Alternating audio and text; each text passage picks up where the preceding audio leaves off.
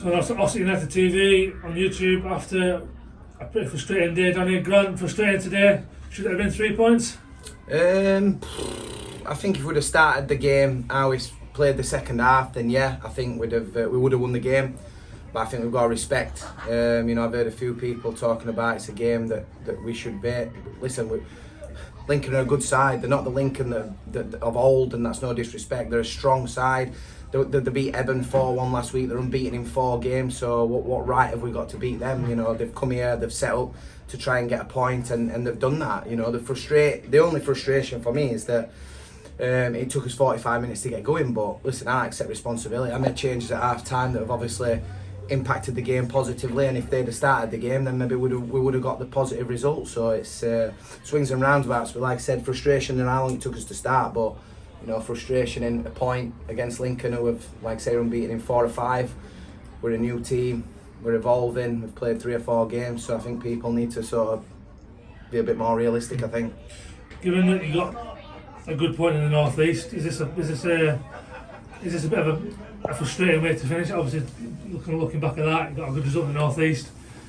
Yeah, you had a good result down here. Yeah, you hope to back up a good point away. Like so, when you travel that far, you look to back it up to get 3 points at home. That's what we want to do. We want to make this a fortress, and that's what we'll do. But like I said, we have to be positive, and it's another point on board. It's I think apart from the set piece, I don't think Ed's had one save to make during the whole game. So frustrating to concede from a set piece, and the players that have contributed to that have been told that that's not acceptable. We pride ourselves on being a big physical team, so don't mind getting done by a goal. It's a good goal, but set pieces, that's another frustrating element today, I think. So obviously, it's been a decent start to life at Oxford United. Are you happy with the results and the performances? Well, I'm happy. Obviously, if it's only decent, then some people are not. But like I said, we're unbeaten in 4 games, or a reason we got asked to come and take jobs. So something must have been wrong for us to come in and do it in the first place. So listen, we're unbeaten in 4 games. Whether that's acceptable or not, I suppose other people will judge. But for us, like I said, I think we've made us difficult to beat. We're creating chances. Like I said, I think we've had a bad 45 minutes today, but. Like I say, we'll look to go again Tuesday and hopefully get a run in the cup and create competition for places going into next week at Grantham. Yes, obviously County Cup coming on Tuesday. Just your thoughts on that, looking ahead to Tuesday night?